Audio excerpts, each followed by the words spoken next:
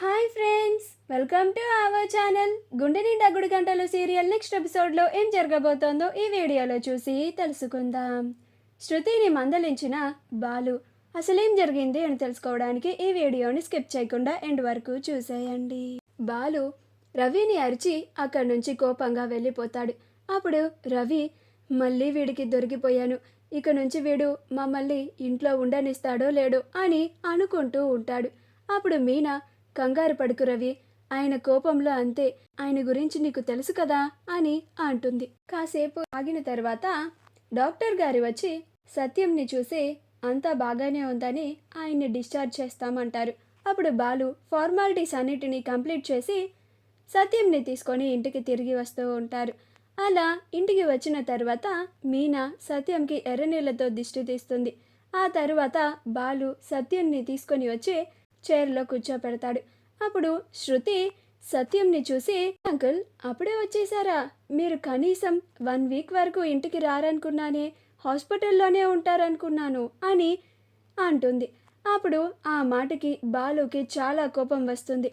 ఏంటి, 1 వారం వరకు హాస్పిటల్లోనే ఉంటామనుకున్నారా? అంటే ఇంత తొందరగా వచ్చేసామని ఫీల్ అవుతున్నావా?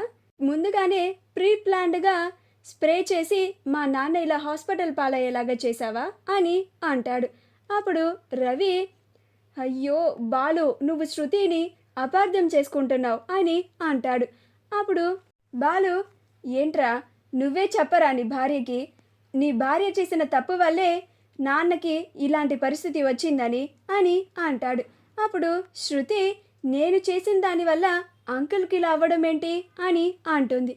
అప్పుడు బాలు, బాగుందమ్మా, చాలా బాగుంది, నువ్వేనంటగా ఇంట్లో మస్కిటో స్ప్రేని స్ప్రే చేసావంట కదా, దానివల్లే ఇప్పుడు మా నాన్న ఊపిరి తీసుకోవడానికి కూడా ఇబ్బంది పడ్డాడు. సమయానికి మీనా ఆయన్ని హాస్పిటల్కి తీసుకెళ్ళింది కాబట్టి సరిపోయింది, లేకపోతే ఆయన ప్రాణాలకే ప్రమాదం ఉండేది అని డాక్టర్ గారు చెప్పారు అని అంటాడు. ఆ మాట వినగానే శృతి ఆశ్చర్యపోతుంది. అప్పుడు శృతి, అంకుల్ సారీ అంకుల్, మీకు ఇలా జరుగుతుందని నేను అస్సలు అనుకోలేదు, ఐఎమ్ వెరీ సారీ అంకుల్ అని అంటుంది. అప్పుడు బాలు, చూసావా నాన్న, చేసిందంతా చేసి ఇప్పుడు వచ్చి ఏమీ తెలియనట్టు సారీ అని చెప్తుంది. అయినా బాగా పెద్ద చదువులే చదువుకున్నావు కదా, ఇలాంటి స్ప్రేలు కొడితే హార్ట్ పేషెంట్కి ప్రాబ్లం అని ఆ మాత్రం కూడా తెలీదా నీకు అని అంటాడు. అప్పుడు శృతి, నిజంగానే నాకు తెలీదు బాలు, తెలిస్తే నేనెందుకు అలా చేస్తాను అని అంటుంది. అప్పుడు బాలు, రే లేచిపోయినోడా, ఇప్పటికే మీ వల్ల నాన్న 2 సార్లు హాస్పిటల్ పాలవ్వాల్సి వచ్చింది, ఇది ఆఖరిసారిగా మిమ్మల్ని వదిలేస్తున్నాను, ఇంకొకసారి మీ వల్ల ఏదన్నా జరిగితే మాత్రం మిమ్మల్ని ఈ ఇంట్లో నుంచి గెంటేయాల్సి వస్తుంది, ఈ ఇంట్లో అస్సలు ఉండనివ్వను అని అంటాడు. అప్పుడు శృతి కోపంగా పైకి వెళ్ళిపోతుంది. రవి కూడా శృతి శృతి అనుకుంటూ శృతి వెనకాల వెళ్ళిపోతాడు. ఆ తరువాత బాలు, నాన్న మీకు ఇప్పుడు ఆరోగ్యం బాగోవడం లేదు కదా, రండి నాన్న, మా రూమ్లో పడుకుందో గాని అని అంటాడు. అప్పుడు మీనా, ఏవండి మీరు ఆగండి అని అంటుంది. అప్పుడు ప్రభావతి, చూసావరా, నువ్వేమో మీ నాన్నకి ఒంట్లో బాగోలేదని మీ గది ఇస్తానంటున్నావు, కానీ నీ భార్య మాత్రం అందుకు ఒప్పుకోవడం లేదు అని అంటుంది.